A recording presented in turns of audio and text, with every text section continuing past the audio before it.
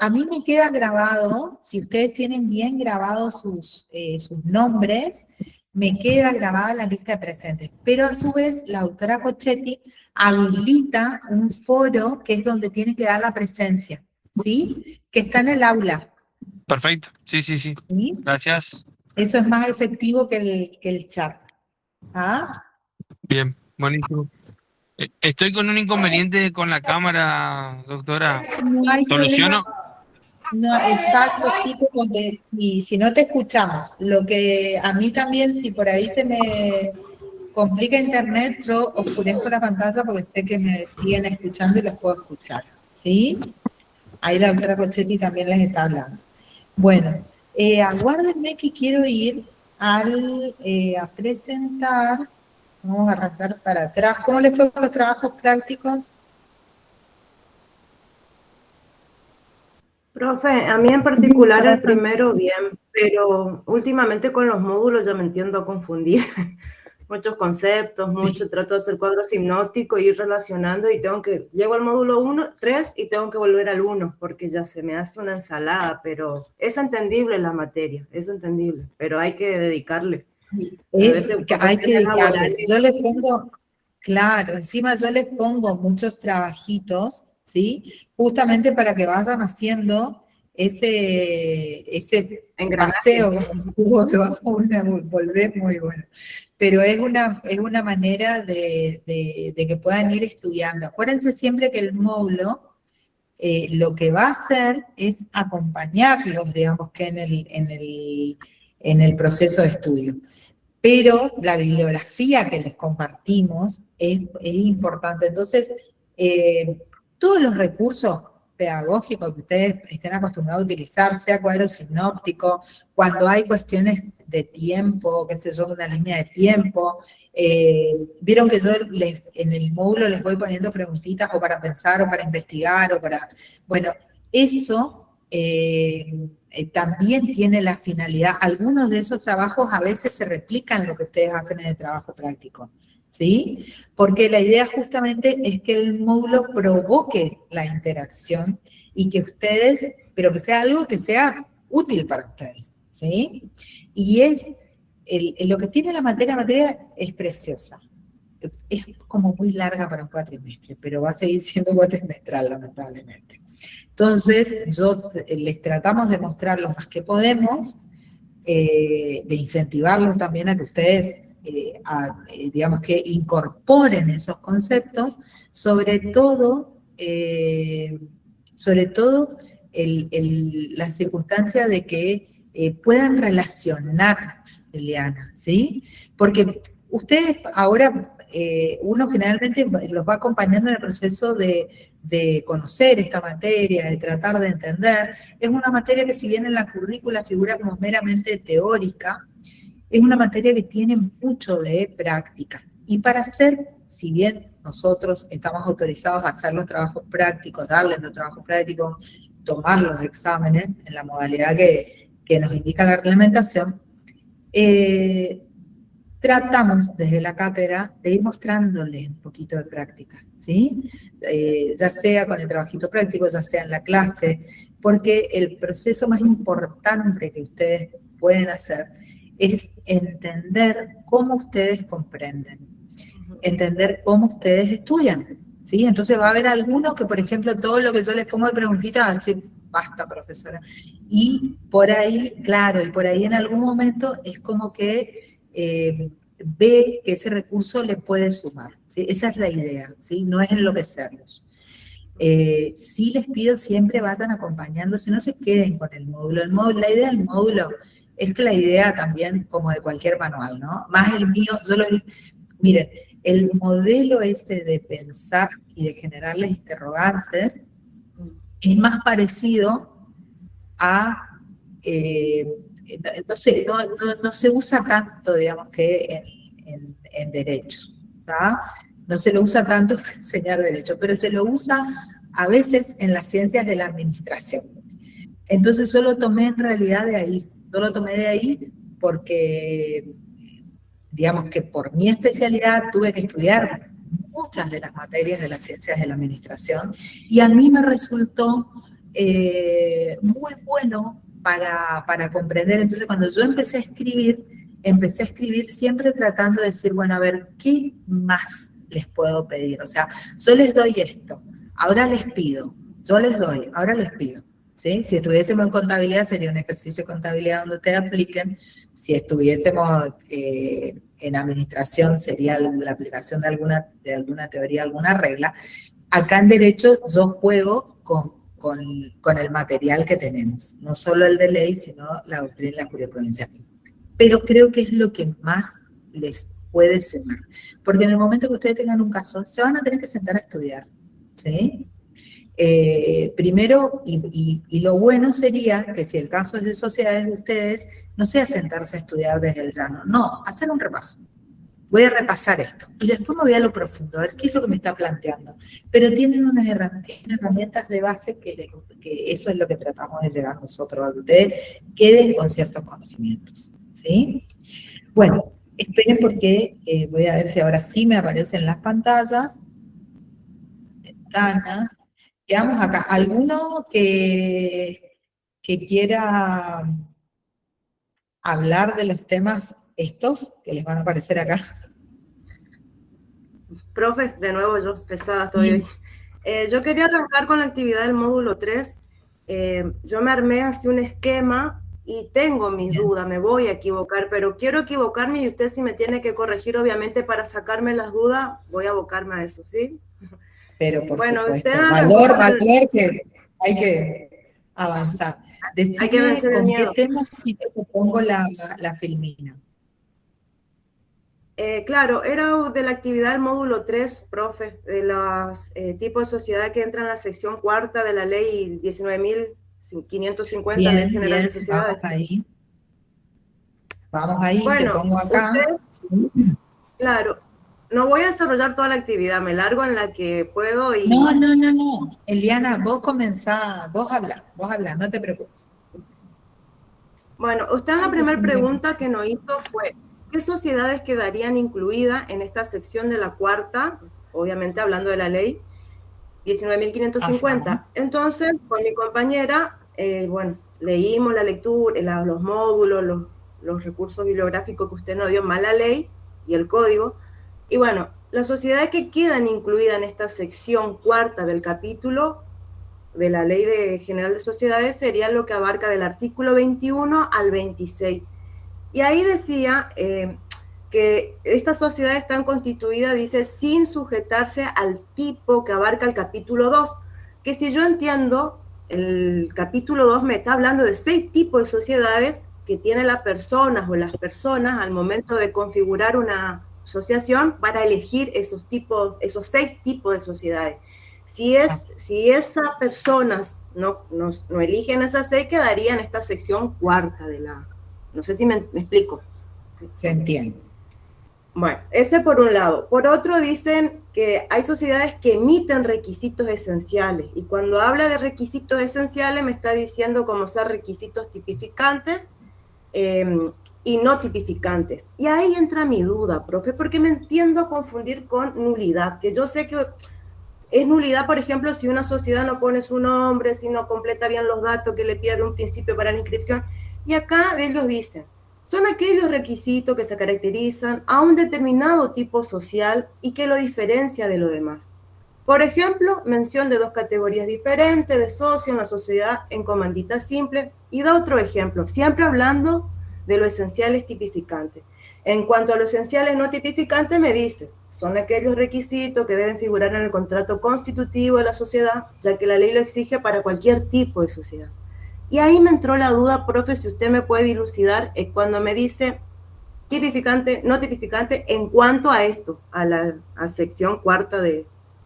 Bien, en la doctrina ustedes van a ver que a veces a la tipicidad la denominan así como vos la nombraste, un requisito esencial.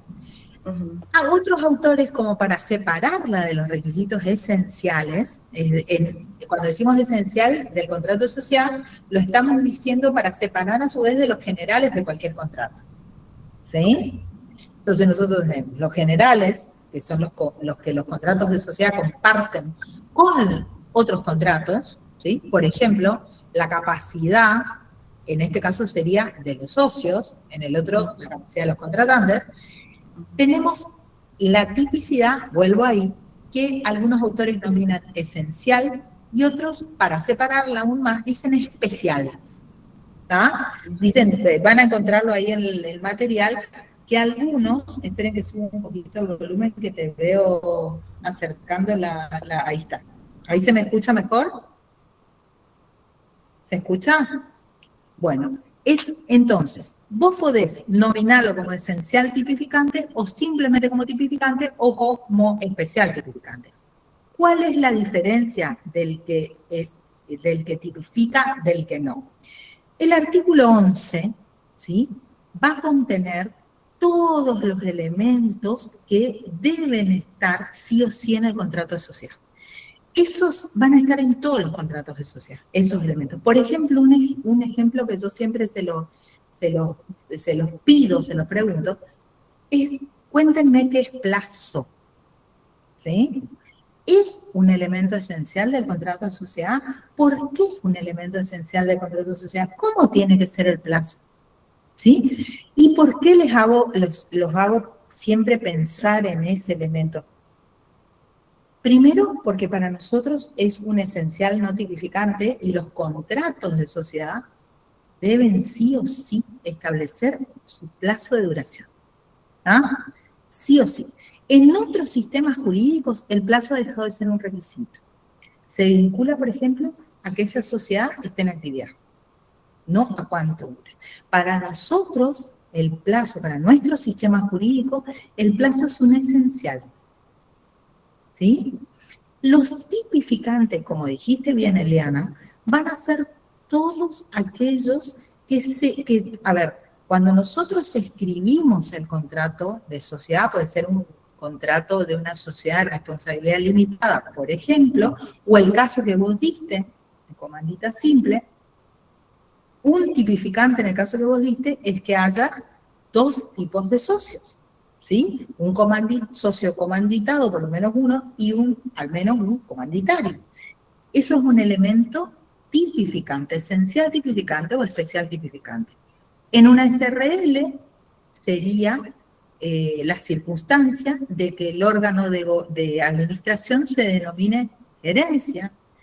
Otra sería que el capital se divida en cuotas. Otra sería que las cuotas a su vez tengan o cubran los requisitos que la ley establece, que sean múltiplos de pesos 10, tengan igual valor, ¿sí? Esos son los elementos tipificantes, son los que ustedes van a después estudiar en profundidad de cada tipo societario en la parte especial. Y los esenciales, acuérdense siempre de recurrir a la primera parte de la ley, ¿sí? Los otros también los van a sacar de la ley. O en el caso que estemos hablando de algún tipo societario extra, o sea, fuera de nuestra 19.550, como sería la sociedad por acciones simplificadas, que está en la 27.449, los van a sacar de ahí, ¿sí? A los elementos que tipifican ese tipo de sociedad, ¿sí? Entonces, para quedar claro, en la sección cuarta van a estar las sociedades, entonces, que no reúnen alguno de los elementos esenciales, algunas de las que no reúnen alguno de los elementos esenciales tipificantes, o si lo que decir tipificantes solo está bien. Ahí le iba a nombrar la tercera, profe, que la tercera era las sociedades que incumplen con las formalidades, ¿verdad? Que la formalidad exigida por esta ley son contrato escrito, que lo nombran conforme al artículo 4, publicidad, que lo nombra en el artículo 10, y la inscripción, que son en el artículo 5 y 7 de la Ley General de Sociedades. Y esas sociedades son lo que llamamos sociedades no regulares, pero porque no han podido regularizar el aspecto formal, ¿sí?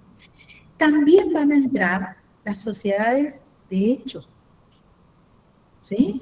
También van a quedar comprendidas, es decir, todas aquellas, ¿sí? Todas aquellas que no puedan valerse de uno de los tipos societarios. Y ustedes me van a decir, ¿cómo no puedan valerse? Sí, no puedan valerse, porque en definitiva, cuando nosotros escribimos el contrato de sociedad anónima, lo inscribimos, ¿es para qué? Es para determinar los derechos y las obligaciones de la sociedad, de los socios, frente a los demás, entre ellos y con la sociedad. Entonces, para que yo diga que mi capital se encuentra limitado, mi responsabilidad se encuentra limitada al capital que yo he suscrito, ¿sí? En el caso de la sociedad anónima, tengo que haber cumplido con todos los otros requisitos para beneficiarme con la limitación de responsabilidad, ¿sí? Vamos sería, profe, como darle una seguridad jurídica, ¿verdad?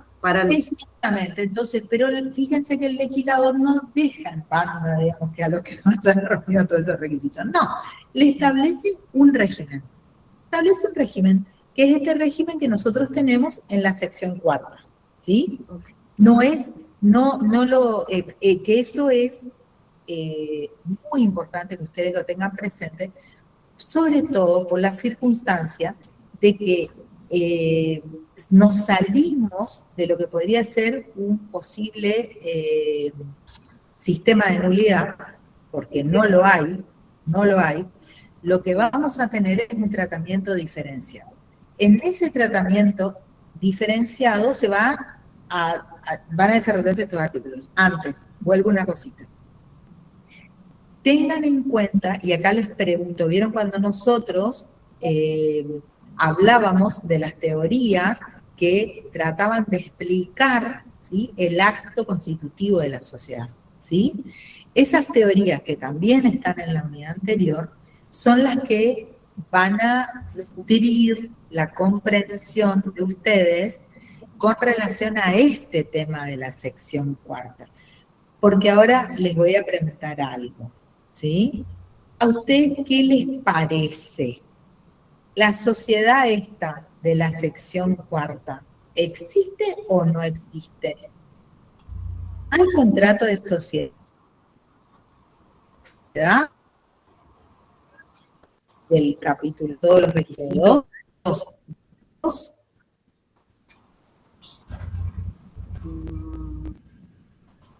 Sí, existe, profe. Ustedes son lo que te... Claro, Sí, está constituida la sociedad. Tengan eso en cuenta, ¿sí? Bien, y acuérdense... Claro, porque si no la anularían, ¿verdad? Si no, claro, bueno, van a anular. Creo que en esta unidad también nosotros los hacemos pensar con relación al régimen de nulidades, ¿sí? Y fíjense que estos 4 casos que estamos planteando acá salen del régimen de nulidades. O sea, nosotros no son circunstancias que nulifican el contrato de sociedad ni que impiden su existencia. La sociedad existe. Lo que va a pasar es que se va a tener que regir por las reglas que están en esta sección, ¿sí? Y ahí es donde ingresa, ¿sí? Ahí es donde ingresa lo que además deben conocer. Cuando ustedes dicen, todas estas sociedades, ¿sí?, se van a regir por la sección cuarta. Bueno, nosotros le preguntamos, ¿cuál es el régimen de la sección cuarta? Pregunta recontra típica del examen final, ¿sí? ¿Sí? Así que, bueno, ¿alguno quiere hablar más de ese tema? Eliana ya nos contó y nos explicó muy bien cuáles son las sociedades que están incluidas. ¿Sí? ¿Alguno que se anime a decir cuál es el régimen aplicable? Anímense, no tengan miedo. A ver, ¿alguno que tenga a mano la ley de sociedades? Busquen el artículo 22.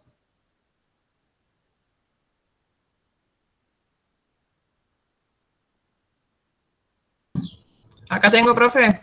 Leo si quiere. A ver, léelo, pero léelo pensando. Entonces yo te hago alguna preguntita. El artículo 22 dice, el contrato social puede ser invocado entre los socios. Es oponible a los terceros solo si se aprueba que lo conocieron efectivamente al tiempo de la contratación o del nacimiento de la relación obligatoria, y también puede ser invocado por los terceros contra la sociedad, los socios y los administradores. Bien, fíjate que, a ver, Laura, ¿sí? Entonces, volviendo a lo que estábamos recién, ¿hay contrato o no hay contrato?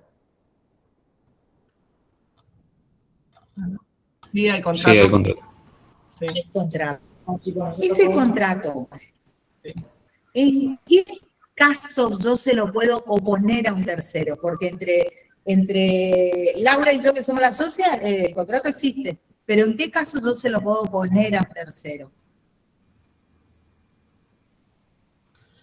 Es oponible a los terceros solo si se prueba Y lo conocieron. que lo conocieron efectivamente al tiempo. Si el tercero conocía el contrato. Exactamente, ¿sí? Al momento que tiene la relación, sea obligacional o contractual, ¿está? Solo si se prueba. Solo si se prueba, fíjate, Lucila, que es más que previo. Al momento te pide la ley. Dice, al momento que vos contrataste, sabías que el contrato existía. ¿Está? Ese marco te pide el legislador.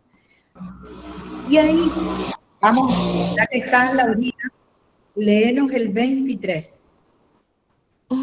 Dice, representación, administración y gobierno. Artículo 23.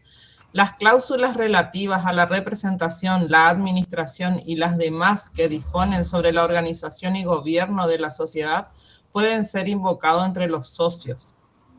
En las relaciones con terceros, cualquiera de los socios representa a la sociedad exhibiendo el contrato, pero la disposición del contrato social le puede ser opuesta si se prueba que los terceros la conocieron efectivamente al tiempo del nacimiento de la relación jurídica.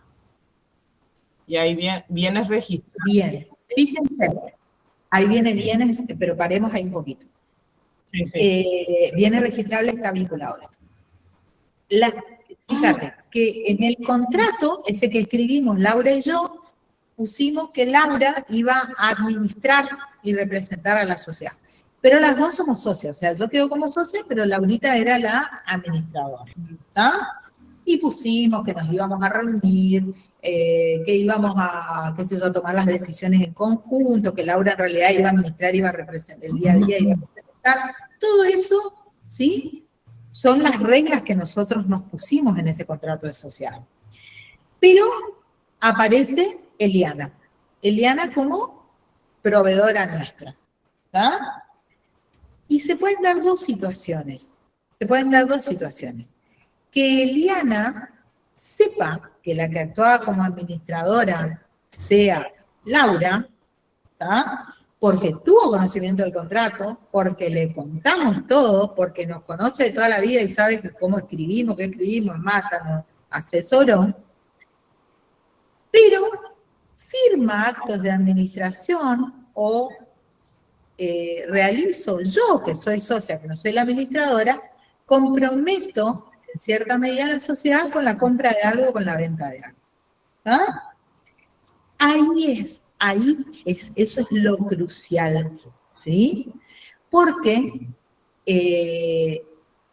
Eliana, que estaba conociendo que yo no era la que ejercía la representación de la sociedad, celebró un contrato conmigo y ahora lo quiere oponer a la sociedad.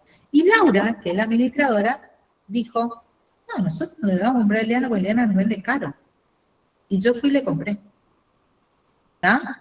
Pero no le compró Patricia, le compró la socia de la sociedad que tiene con Laura. Entonces, ahí es donde esos puntitos, cuando ustedes leen el articulado, es donde tienen que lograr el manejo, porque eso va a determinar el juego de cómo pesa la responsabilidad. Ahora vamos a ver prueba, ¿sí?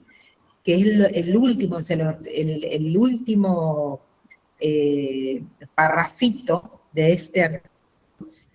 Nos dice que la existencia de la sociedad se puede acreditar por cualquier medio de prueba. O sea, eso siguiendo con este ejemplo, nos va a ampliar el panorama. Yo, la existencia de la sociedad la puedo acreditar con cualquier medio de prueba. Pero si en la sociedad teníamos roles definidos y eso era conocido por el tercero, se va a acreditar, ahí sí, se va a acreditar con ese contrato que tengamos, ¿sí? También puede ser, ¿por qué? ¿Por qué les digo que cualquier medio de prueba está limitado a la existencia de la sociedad?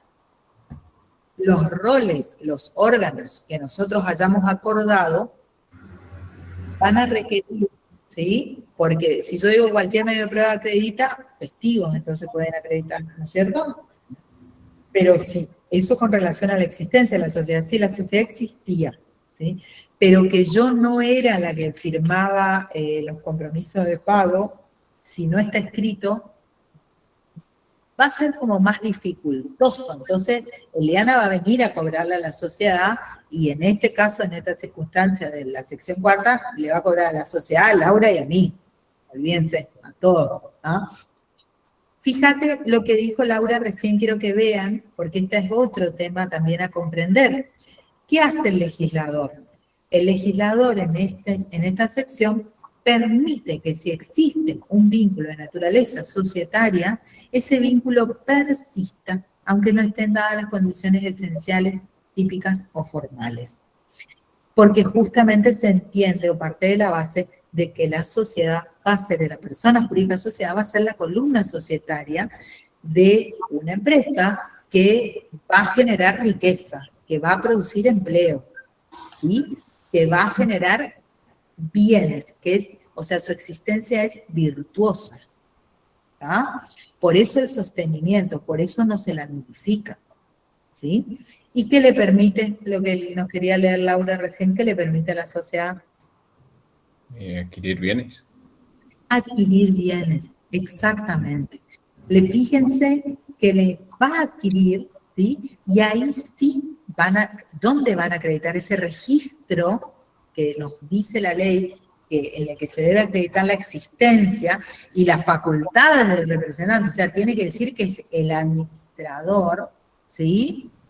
Y tiene que estar reconocido por todos sus socios. Generalmente se hacen, si no llevan libros, porque en estos casos de sociedades de esta sección que no llevan libros, hay un acta que se realiza ante el escribano, por ejemplo, donde todos los socios reconocen que el administrador es Laura, ¿sí? Y esa presentación la tienen que hacer ante el registro que vaya a registrar ese bien, la titularidad de ese bien, ¿sí? Y se va a inscribir, ¿sí? Se va a inscribir, lo que la ley permite es que se inscriba a nombre de esta sociedad de derecho atípica, no formal, ¿sí? Que se inscriba a nombre, pero también se deben establecer las participaciones, figura en la inscripción, las participaciones de cada uno de los socios. ¿Está? Y acá, otro punto crucial en el régimen que es muy importante, es la responsabilidad de los socios. ¿Alguien lo leyó? ¿Responsabilidad de los socios? Lo leo. Viviana, léelo, léelo.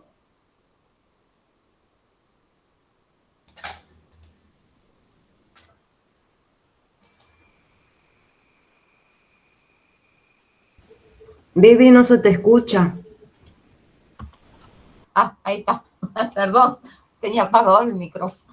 El artículo 24 de la ley 19.550 se encarga de establecer qué tipo de responsabilidad pesa sobre los socios de esta clase de sociedades. Artículo 24, responsabilidad de los socios.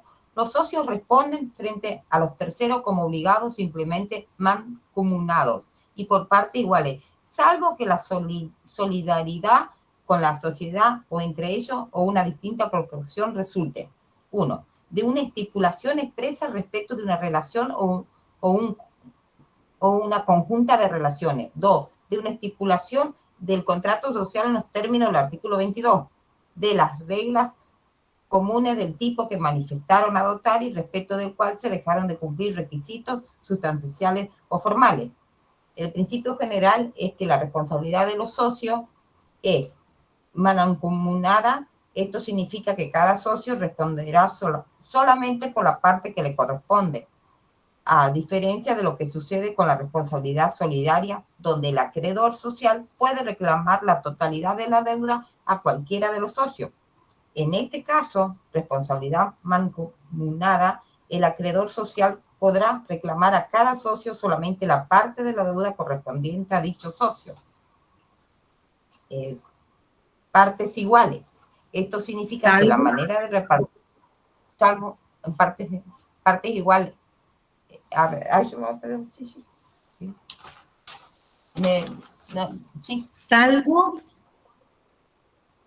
Salvo la mancomunación sería la regla, ¿sí? Y por partes iguales, dice la ley.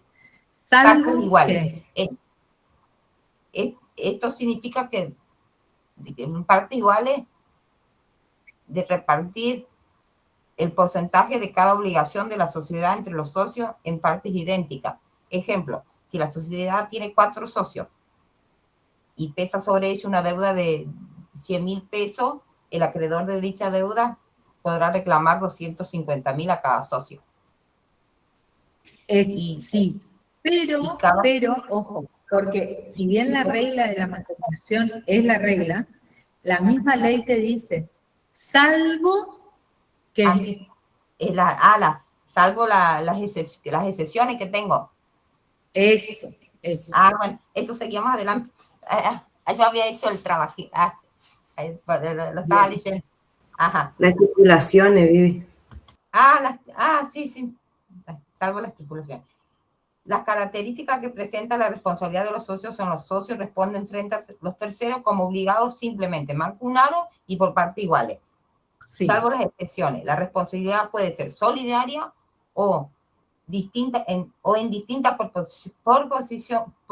proposiciones cuando esto surja de una estipulación expresa respecto de una relación o un conjunto de relaciones. Por ejemplo, ahí para comprenderlo, la sociedad están Jonathan, Eliana, vos y Patricia, ¿sí? Sí. Son los socios. La regla es que, asumida una deuda, ustedes van a responder los 4 en partes iguales de manera mancomunada, es decir, en conjunto, cada uno por su parte. Salvo, pero ¿qué pasó? Ustedes asumieron la deuda, pero cuando se fueron a hacer el contrato de mutuo, porque estaban necesitando comprar mercadería, y bueno, y se fueron y pidieron plata, que se les hace el contrato de mutuo con intereses, un préstamo en dinero, les dice sí, pero acá dice nosotros mancomunados. Mancomunado no te presto. Ahí respondemos. No, vamos a hacer una cosa. Acá ustedes, en ese contrato de mutuo, me van a figurar como responsable solidario. Ahí respondemos solidariamente. Exacto. Y eso es lo que generalmente le hace. Entonces, esa solidaridad surge del contrato que celebraron. Por ejemplo, un mutuo. ¿Está? Sí. El otro caso. El otro es de una estipulación de contrato social en los términos del artículo 22. Esto sería... Hay una sociedad de 3 socios, sí. Un socio va a responder por el 50%, el otro por el 30% y el otro por el 20%. Exacto. Uh-huh. Después... Y ustedes se comprometieron espera ahí un poquito.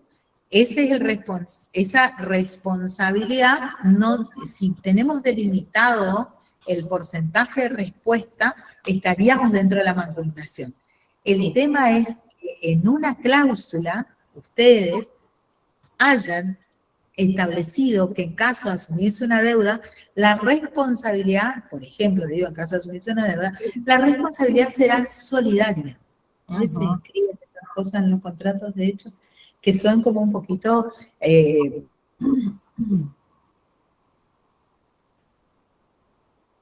bueno, la solidaridad, pero lo bueno es que la ley prevé un régimen de responsabilidad oneroso para el socio. ¿Y el otro caso de excepción?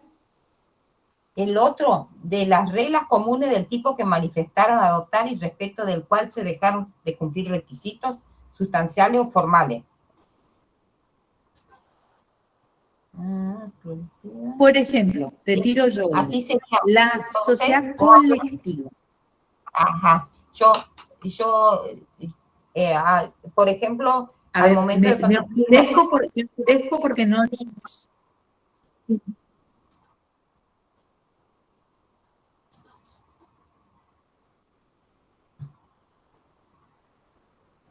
Vivi, repetime, porfa, porque no te pude escuchar. Yo me oscurezco para escucharlos. Ajá. yo, por ejemplo, nosotros al momento de constituir una sociedad y que se trataría de una sociedad colectiva, se omiten algún requisito y esto pasa a ser una de las sociedades, al omitirse un requisito de la sociedad colectiva y esta va a pasar a ser una sociedad en la sección 4 y donde la responsabilidad va a ser solidaria, sería, no sé si me explico. En ese caso, claro, en ese caso sí, porque la sanción de la ley te dice que aunque falte uno de los requisitos típicos, vas a tener la responsabilidad que está diseñada o que está aceptada o legislada para el tipo. ¿Tá? Entonces, en el caso de la colectiva, te faltó alguno de los requisitos. Por ejemplo, la denominación, no la pudiste inscribir, no le pusiste sociedad colectiva. Eso no. Sí, no lo nombré. Pero sí. quedás, digamos que atrapada en la responsabilidad que se establece con relación a ese tipo, ¿sí? Bien. Es bastante, para mí es positiva, digamos, que esa reglamentación, porque permite, como les decía, la subsistencia, ¿sí? de la sociedad. Acá, a su vez, lo otro que van a tener que tener en cuenta con relación a esto es el artículo 26. ¿Lo querés leer, Viviana, o algunos de los otros? A ver, si me da un minuto, lo leo. Sí, el 26. ¿El artículo 26 nomás, profe? Sí, el 26. No, hoy solo tengo que buscar, no lo tenía. Acá tengo, yo ya empiezo. Gracias. Artículo 26. Las relaciones entre los acreedores sociales y los acreedores particulares de los socios, aún en caso de quiebra, se juzgarán como si se tratara de una sociedad de los tipos previstos en el capítulo 2, incluso con respecto a los bienes registrables. Fíjense esa regla, ¿sí? Porque, digamos, que termina de completar el sistema. Acá estamos hablando de dos tipos de acreedores. Aquel al que le debe la sociedad y aquel al que le debe el socio, ¿sí? ¿Y por qué generan esta diferenciación? Porque la sociedad, por ejemplo, en ciertos tipos, como el caso que estaba planteando recién Viviana, como la sociedad colectiva, ¿sí? Ese acreedor de la sociedad también va a ser respaldado por el socio, ¿sí? Pero el acreedor del socio no va a ser respaldado por la sociedad. ¿Está? Y ojo acá, ¿sí? Ojo acá, porque esta regla tiene que ser interpretada con la regla del artículo 24, ¿sí? Que es la de responsabilidad de los socios, ¿sí? Bueno, hasta ahí, porque es un tema con el que vamos a volver, no se preocupen. ¿Algún otro tema que quiera alguno hablar de la 3? Que teníamos más atrás. Si no, ahora yo les vuelvo a preguntar a la próxima clase. Me gustaría escucharlos a algunos con relación a sociedades, creo que tienen en esperen a ver si no me estoy equivocando. Déjenme que mire el Power. Este tema, me gustaría que por ahí alguno se anime, controlantes, controladas, si no es hoy la próxima clase, ¿sí? Que lo puedan desarrollar, ¿sí? Me gustaría escucharlos. Bueno, me voy a anotar acá para seguirles insistiendo. Esto es para que ustedes se escuchen, ¿sí? Bueno, vamos a cambiar el módulo. Y voy a pasar a compartir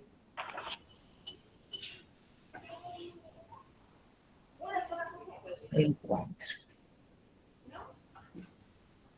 Y acá entramos. Profesora, Sí, buenas tardes, ¿cómo le va? Yo tengo algo de información de las sociedades controladas y las controlantes. bien, espera, vamos a cambiar entonces. Dame un segundito que vuelvo.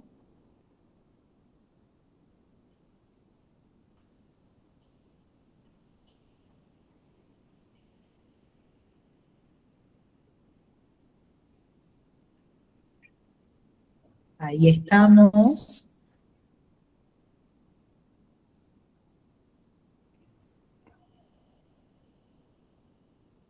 A ver, lo escuchamos. Bien, bueno, esto se encuentra establecido en la Ley General de Sociedades, en el artículo 33, ¿sí? Que las sociedades controladas vienen a ser las que se encuentran en otra sociedad que sería la controlante. Posee, dice que directa o indirectamente a través de otras, una participación necesaria para formar la voluntad social.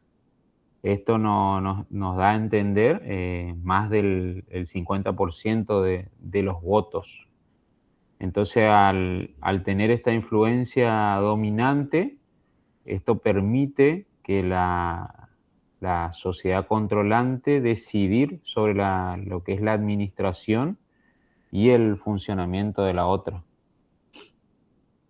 Entonces, lo que se entiende es que la sociedad controlante o inversora, también conocida, ejerce el control directo o indirecto sobre la controlada. Y la controlada, valga la redundancia, es como la sociedad subordinada que el poder de decisión está sometido a la voluntad de la sociedad controlante. Bien. Así. Ojo con, a veces, sí, como vos decís, es producto de una inversión, sí, pero Ajá. no siempre. Entonces, mantenete en controlante y controlada, ¿sí? Bien. Porque puede ocurrir que no sea una cuestión de inversión, sino simplemente que esa sociedad haya adquirido, como vos decís, la participación que le permite decidir la voluntad social. ¿Ah? Bien. Que los autores ahí van a...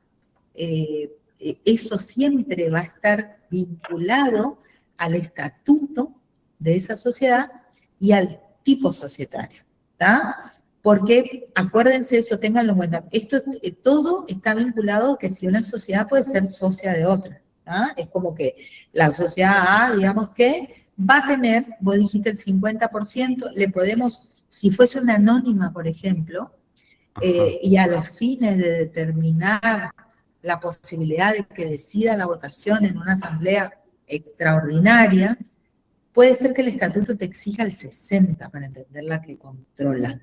Puede ser una discusión. ¿Por qué? Porque en la extraordinaria vos podés modificar el estatuto, por ejemplo. En la extraordinaria podés decidir la fusión, ¿sí?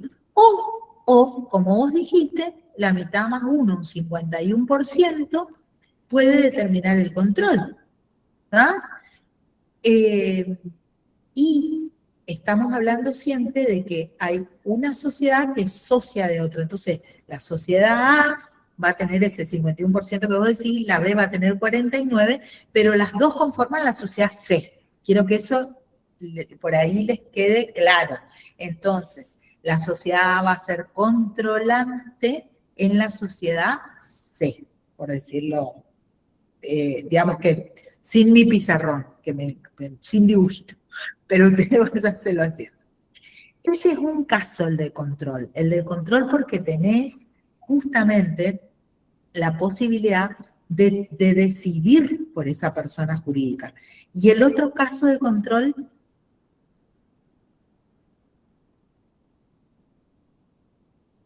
fíjate, andate al artículo. El otro sería un control externo o operacional, o sea, de influencia dominante. Ese, el externo. Ahí no surge tan claro porque yo no tengo la tenencia de las acciones o no participo en esa proporción en el capital. ¿Está? Pero, ¿qué ocurre? ¿Qué ocurre? ¿Qué tenemos nosotros? Vamos, Puede haber un vínculo sí, económico o contractual que hace depender a otra sociedad de otra sociedad. O sea, o un suministro. por ejemplo, si vos tenés una sociedad proveedora, ¿sí? Que todo digamos que tu producción depende, ¿sí? De esa vinculación que vos tenés contractual, ¿tá? Pues el caso sería el contrato de suministro, vas a tener este control que llamamos externo, o control operativo, o control por influencia dominante, ¿sí? Porque va a determinar, o puede determinar, que la sociedad se tenga que subordinar. De hecho, ojo con eso, ¿eh? No es una subordinación como ocurre con la tenencia accionaria, que está establecida por la ley y que juega digamos que con las mayorías, o con la regla de las mayorías en la decisión del órgano de gobierno. Acá nosotros estamos frente a un control, por eso se llama control externo, o control por influencia dominante. ¿Está? En ambos casos, en ambas situaciones de control, va a haber reglas, ahí seguramente algunas tienen citadas en la bibliografía, que refieren a la contabilidad de esas sociedades, al cómo llevar la contabilidad. ¿Está? Bueno, Gonzalo, ¿algo más al respecto? ¿Está? Bueno, muy bien la Está bien, participación profesor. de todos. Muy bien. Vamos a, después de compartir, y nos vamos a ir al otro módulo.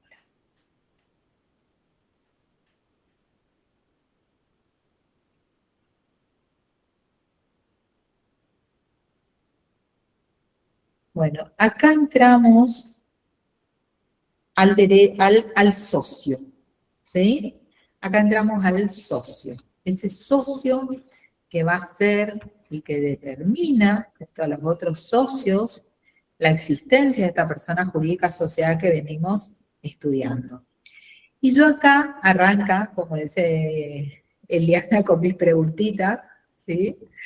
Ese estatus de socio, ¿sí? Esa circunstancia de que esta persona puede ser física o jurídica, ¿sí?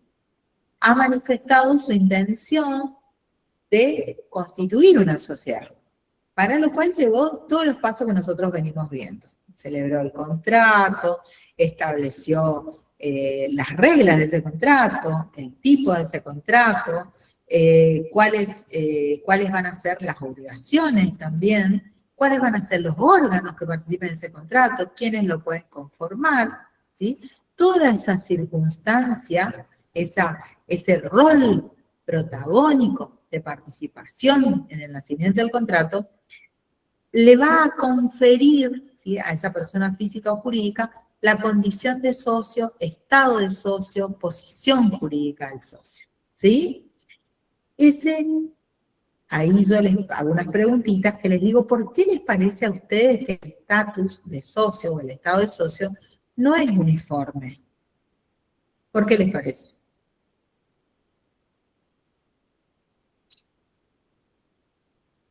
Sí, hablen, no tengan...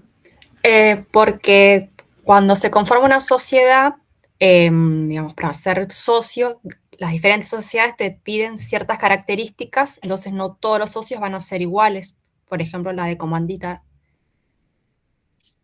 Bien, por ejemplo, vas a tener esa diferencia de socios. También va a haber cuestiones o elementos del tipo que van a calificar al socio de la sociedad anónima, o que van a... Exacto. Eso hace que nosotros no podamos hablar de un solo estado del socio. Lo vamos a tener que vincular al tipo societario, a las responsabilidades, también inclusive, por ejemplo, a la circunstancia de que es ser socio para la sección cuarta. ¿Ah? Muy bien, muy bien. Y lo otro, esperen que no veo la filmina, Los autores hacen esta distinción entre socio originario y derivado. Es más bien un ejercicio de razonamiento. Porque ese socio originario, ¿qué les parece a ustedes que es el socio que qué? Gisela, estás muteada. Perdón. Porque es El otro que- del acto El que, constitutivo de la el que sociedad. inscribe la sociedad, digamos, el que la funda la sociedad. El Exacto. derivado podría ser por, digamos, por herencia, Por por ejemplo, ejemplo.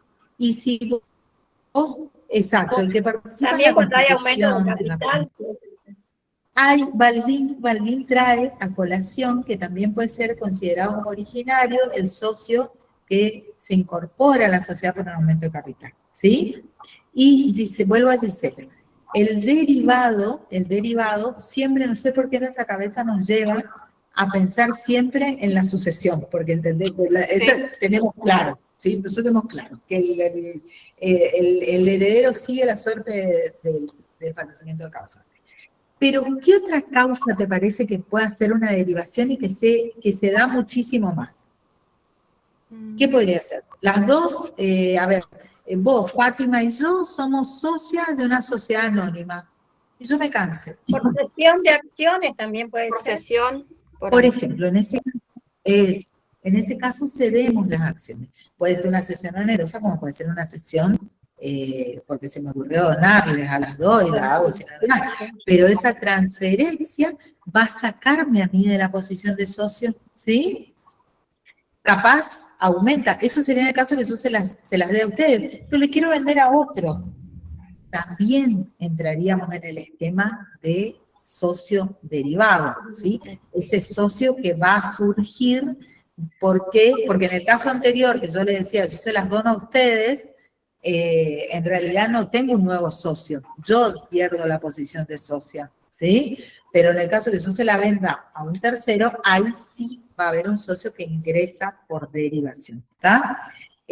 Les doy este ejemplo porque automáticamente se apegan, nos pasa a todos, se apegan al ejemplo de la herencia, ¿sí? Tengan en cuenta que es mucho más común vender o la posición en una participación accionaria o vender la participación en una SRL, es más común.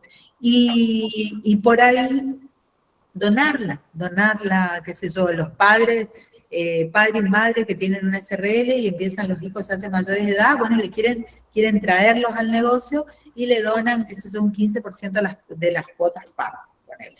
Y eso, eso para este desarrollo doctrinario sería un socio derivado. Profe, ¿Sí? buenas tardes. Buenas tardes. Le hago una consulta. En el caso que un socio tenga un acreedor y ese acreedor tome posesión de las acciones que tenga el socio, ¿puede tomar su lugar por una deuda, digamos? En las acciones hay tipos societarios, ahí entra lo que sería la diferenciación entre deudas de la sociedad y deudas del socio. ¿Está? Explícame tu caso. La deuda sería de un socio con el otro socio. La deuda sería de un socio, una deuda particular de él, hacia un acreedor externo a la sociedad, digamos.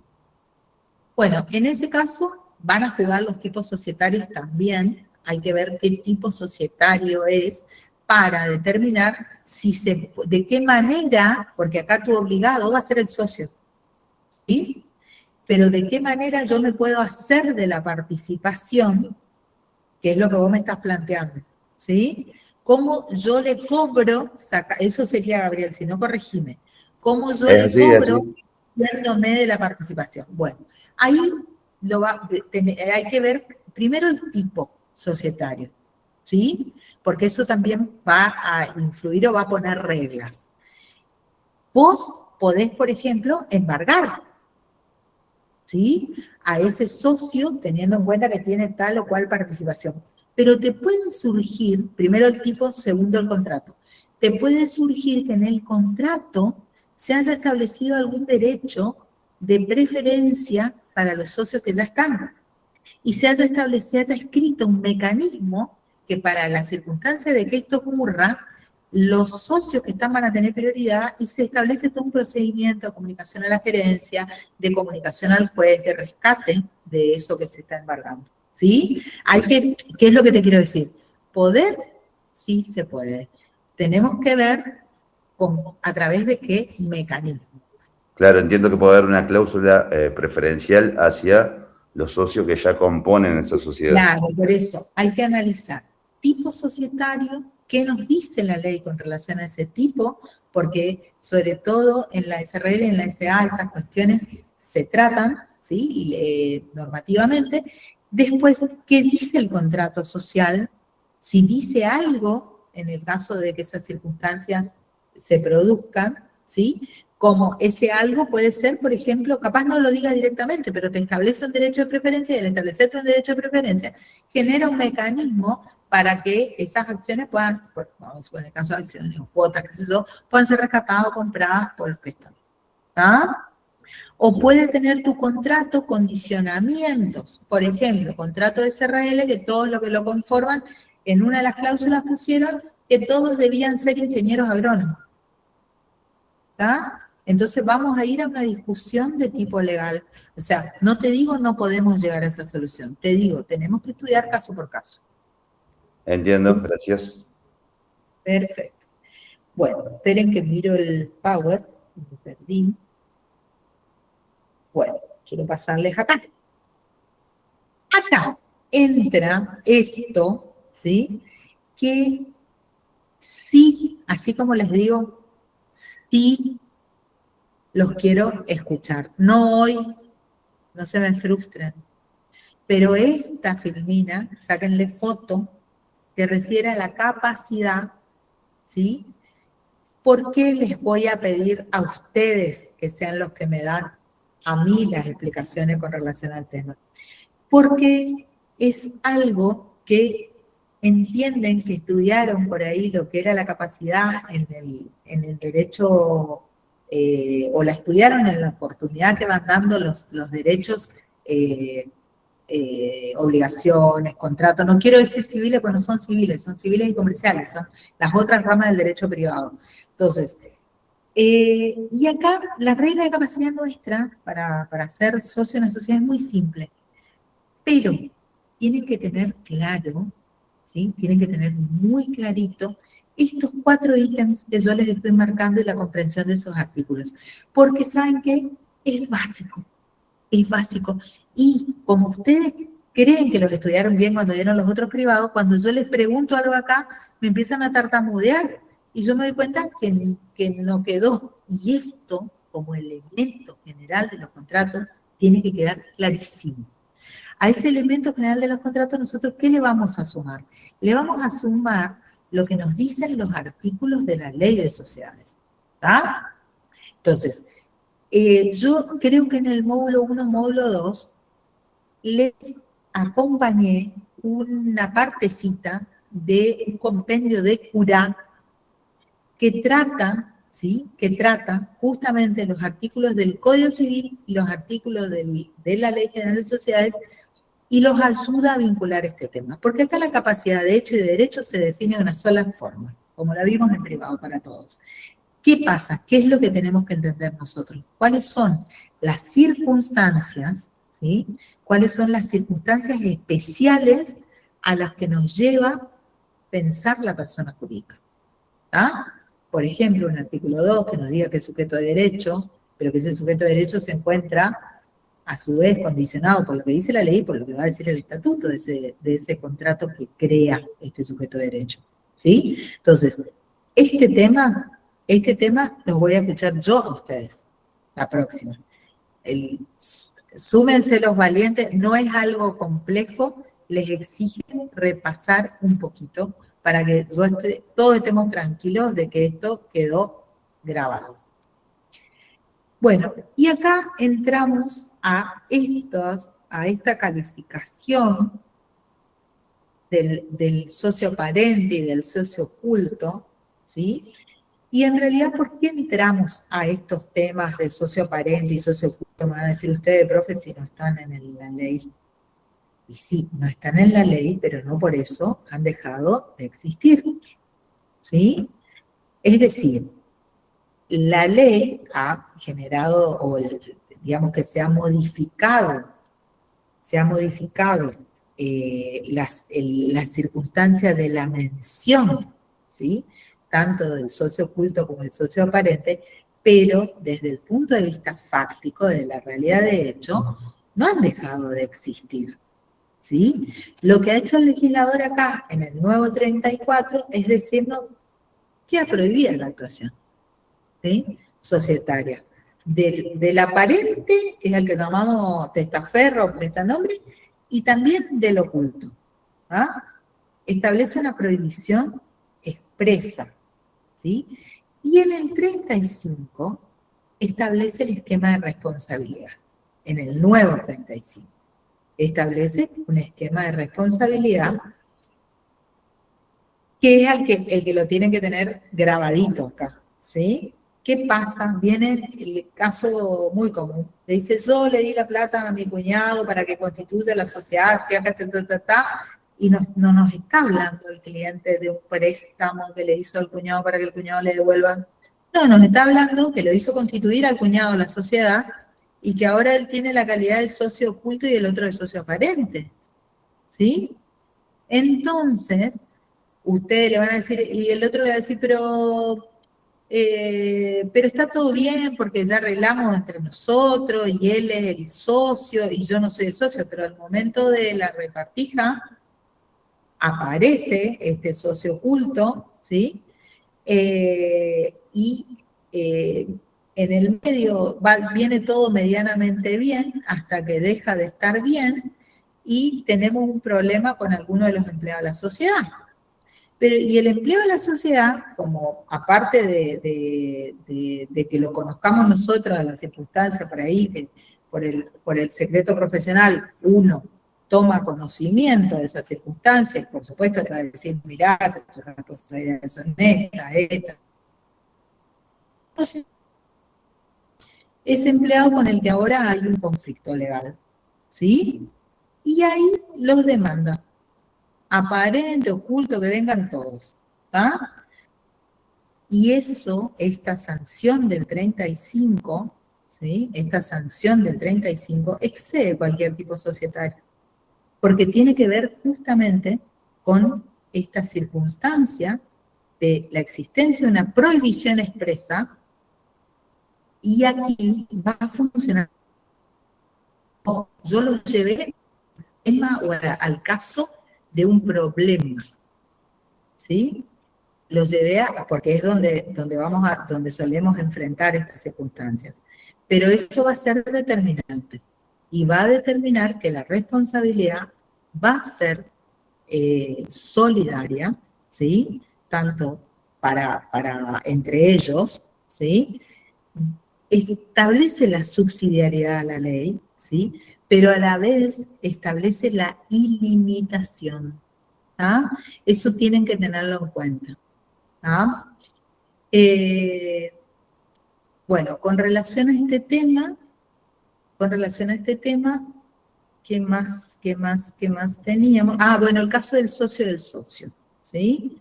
Que es otra circunstancia que se da. El socio del socio, ¿sí? El socio del socio no va a ser socio, ¿sí? Para la sociedad. ¿Ah? No puede, digamos que, ni tener, por ejemplo, un derecho a voto, ni participar en los negocios, ¿sí? Pero, vamos a suponer que tiene pruebas, ¿sí?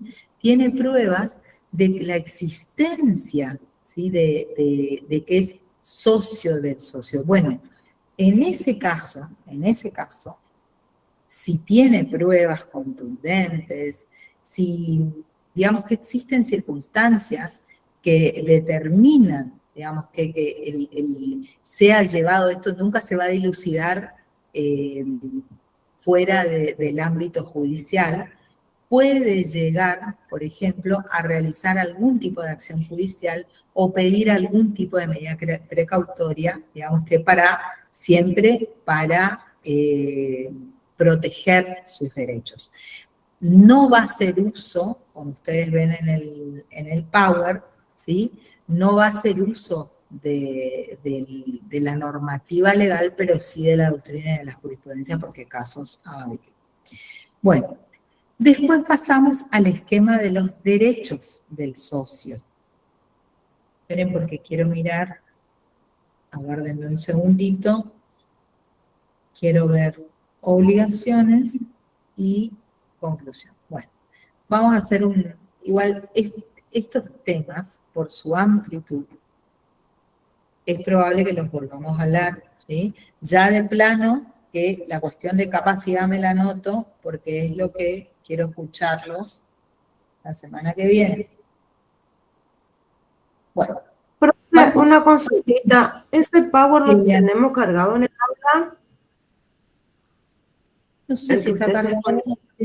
Ahora A mí me no sé parece- si está cargado, si no se los podemos cargar, no hay problema. Yo les digo por ahí saquen foto para que se acuerden de cuál es lo que les pido que vean con particular cariño. Pero si no se los cargo. Gracias, profe. Bueno, no sé por qué. Acá nosotros, ¿sí? Vamos, el socio, ¿sí? Como ustedes se darán cuenta, va a tener derechos que van a surgir de la ley, otros van a surgir del estatuto, del contrato social, ¿sí? Y también va a presentar o va a tener obligaciones, es decir, van a pesar sobre él obligaciones. Bueno, con relación a esto, la doctrina, o a estos temas, la doctrina hace una diferenciación, ¿sí? Distinguiendo estos derechos o tratando de nuclearlos, sobre todo a los fines más bien pedagógicas, bueno, perfecto. Más bien pedagógicas, distinguirlos entre patrimoniales y políticos, ¿sí? Yo acá, que era lo que vi en la filmina, que yo les puse estas citas, denme un segundito, pero tanto.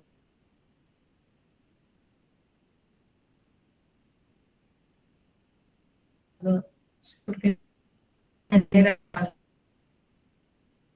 les marco, ¿sí? ¿Por qué les marco estos dos artículos, antes de que pasemos de largo, ¿sí?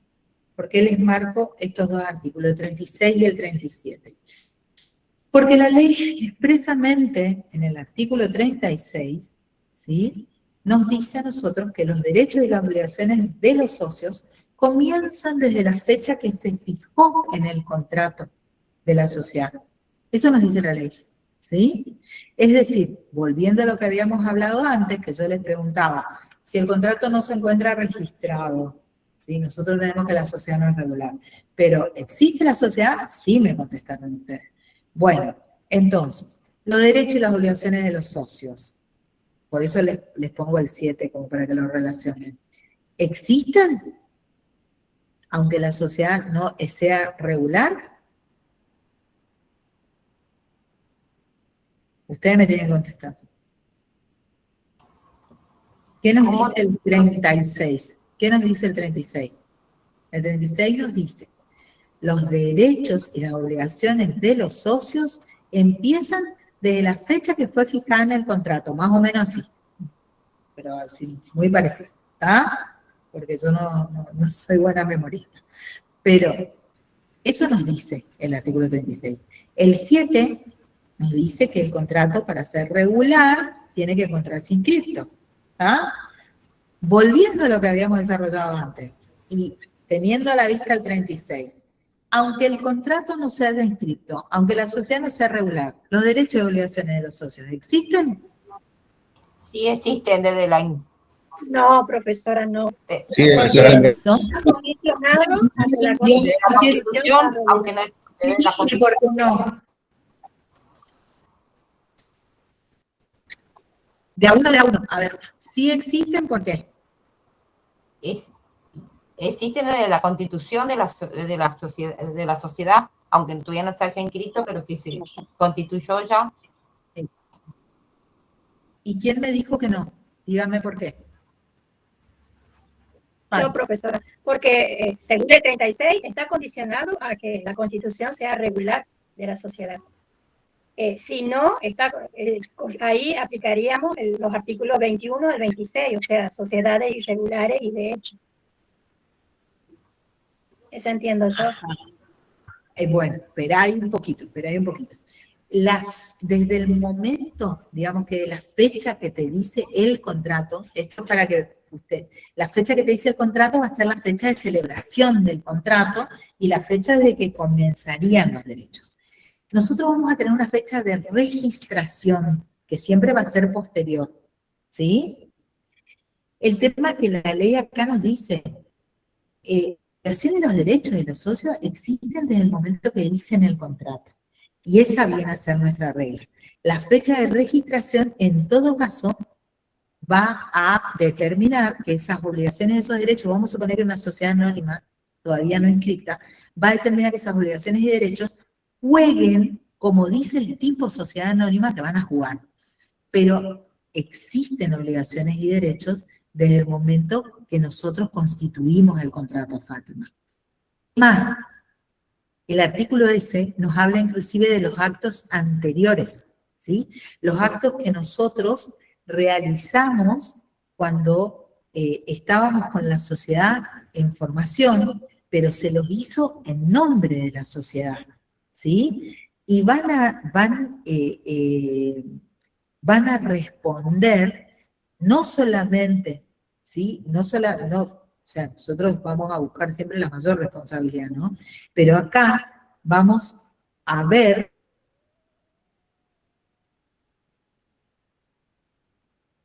quiénes fueron a... La ley nos dice según el tipo societario, porque hay tipos societarios en que el administrador y el representante son una misma persona, y hay otros tipos en los que no. ¿Está? Entonces, la regla acá es la del 36, tengan en cuenta eso, ¿sí? Bueno, vamos a seguir acá. Les decía, los derechos de los socios a los fines doctrinarios de su comprensión y de su aplicación se los suele dividir en patrimoniales y políticos, ¿sí?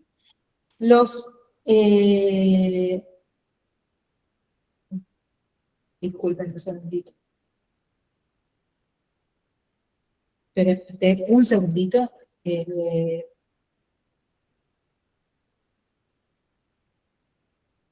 Aguarden un segundo.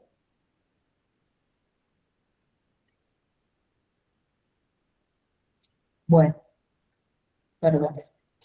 Bueno, se los divide en patrimoniales y políticos, ¿sí? Así, tomando, digamos, que esta explicación, yo se los nucleé, ¿está? Para que en realidad para ayudarlos a estudiar.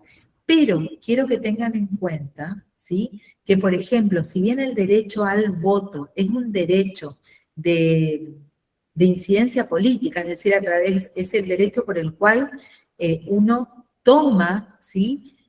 Las decisiones en el órgano de gobierno, por el cual el socio puede tomar las decisiones en el órgano de gobierno, quiero que tengan en cuenta que puede tener implicancias patrimoniales, ¿eh? Entonces,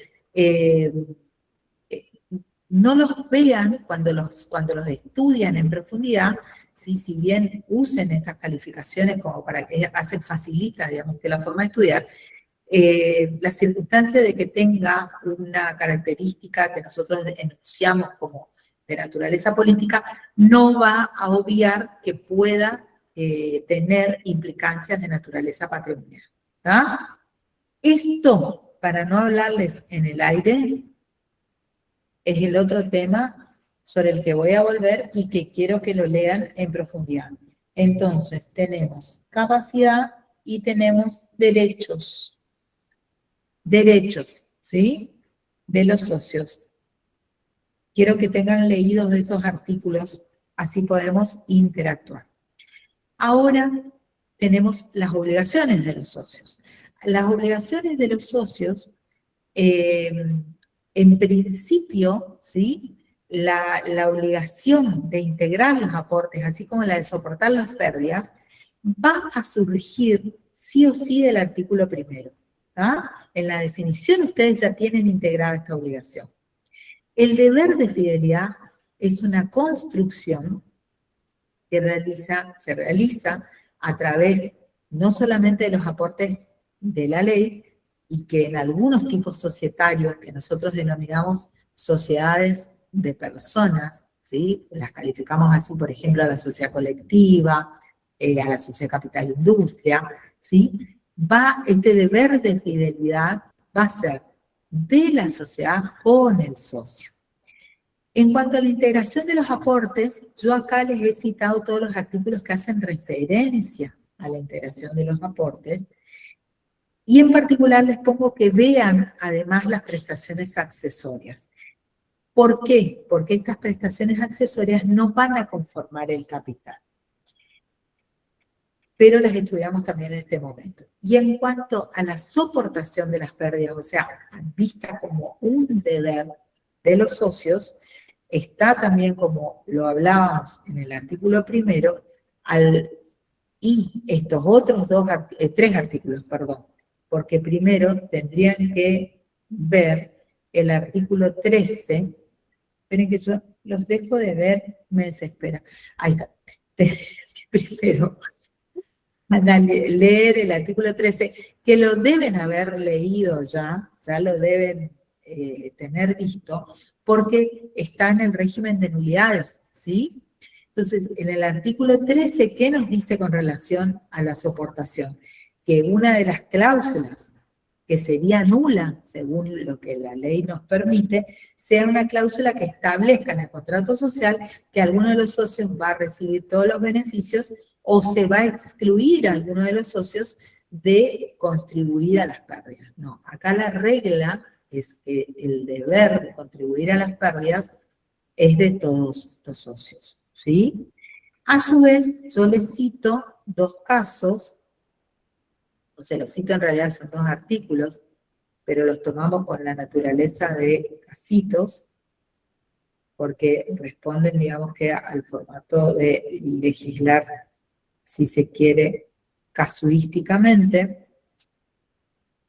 Esperen que otra vez los dejé de ver. Y tiene que ver justamente estos dos artículos con, o sea, la vinculación de los socios con los terceros. En el caso del 56, estamos hablando de que se ha producido, digamos que hay una sentencia que ha sido dictada contra la sociedad. Esa sentencia que fue dictada contra la sociedad, la ley nos dice que va a hacer cosas juzgadas contra los socios en relación a la responsabilidad social que ellos tengan y que se va a poder ejecutar contra los socios una vez que se haya, por supuesto, ejecutado los bienes de la sociedad en virtud del beneficio de ejecución que tienen los socios, y es que eso va también según el tipo societario, ¿sí? Según el tipo de societario. Y en el 57 trata especialmente los casos de sociedades, como las que estábamos hablando de personas, en las cuales los socios se trata de acreedores del socio, ¿sí? Ya no en el otro caso nosotros veíamos sentencia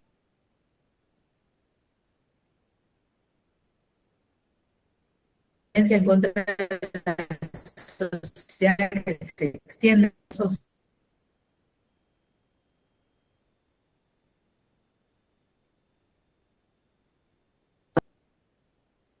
sobre las utilidades, o en el caso que la sociedad se encuentre en proceso de liquidación, sobre la cuota de liquidación, ¿sí? Y acá la ley nos establece una limitación más, es que todo este juego del que nosotros estamos hablando tiene un límite, que es que la sociedad no va a poder ser prorrogada si no se lo satisface a ese creador particular. Esto se suele ver cuando ese acreedor provoca un embargo. ¿Ah? En cambio, en el caso de las sociedades de responsabilidad limitadas y por acciones, ¿sí? Sí se va a poder hacer lo que Gabriel preguntaba hoy, siempre sujeto a la modalidad, es decir, al tipo societario y a lo que escribimos en el estatuto. ¿Está más o menos claro esto? Este es un tema, los temas que yo les pido a ustedes que desarrollen generalmente son temas más bien de fácil comprensión. Los dos casitos de todo acá, son temas que exigen un poco más de comprensión. Razón por la cual yo hago así. Yo les explico y después les voy a pedir explicación a ustedes. O sea, no están por zafar con los temas de las 4, olvídense. Porque es una de las, justamente es una bolilla que los ayuda muchísimo después a desarrollar la parte especial y aparte es donde ustedes, esta junto con la 5, que es la que nos habla de los órganos de la sociedad, es donde quiero que a ustedes les quede incorporado, ¿sí? Que esta persona jurídica sociedad es distinta, ¿sí? A aquellos que han decidido constituir las SC los socios y a aquellos que conforman sus órganos. ¿Ah? Eso les tiene que quedar muy claro, porque en las costumbres a veces está esa identificación de todos con todos, ¿sí? Porque la ley nos permite muchas veces ser socio, ser administrador, ¿sí? Pero eso no quiere decir que no exista la persona jurídica. La persona jurídica va primero, es la que nosotros constituimos.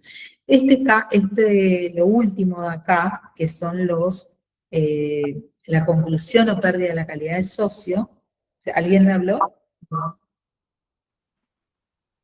¿No? Bueno, la conclusión o pérdida de la calidad de socio. Profe, sí. perdón que le corte antes que siga. Nombró 2, dijo, los que constituyen la sociedad, ¿y cuál es el otro? Disculpe. Claro, quienes constituyen la sociedad, que son los socios, y quienes conforman los órganos o los órganos mismos de la sociedad. Entonces nosotros vamos a tener la persona jurídica, que es el sujeto de derecho del artículo 2, que está definido en el artículo 1, que es la jurídica sociedad.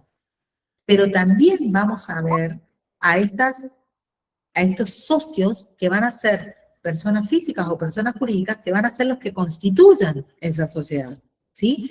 Y a su vez, vamos a ver que los órganos de la sociedad van a estar conformados por estas personas físicas o jurídicas que la constituyeron, ¿tá?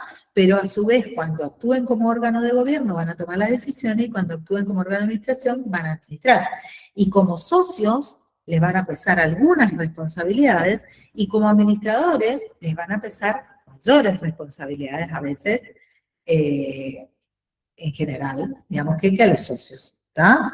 Pero por ahí podemos estar hablando de vos, Patri, vos estás como socia, estás como presidente del directorio, ¿sí? Y Eliana también está como socia y está como directora titular que te acompaña. Y Oscar está como socio, pero también está como director suplente, ¿sí? Entonces, conforman los tres el órgano de gobierno de esa sociedad anónima, pero a la vez conforman los tres el órgano de administración de esa sociedad anónima. Oscar, porque Oscar es suplente, a él se lo va a llamar en caso de impedimento de alguna de ustedes, pero toda su designación, los trámites de inscripción, todo tiene que estar como listo para salir a la cancha. Entonces hacemos todo. Pero mientras él siga siendo suplente, no va a tener la misma responsabilidad que tienen ustedes dos como titular, vos como presidente y ella como directora titular.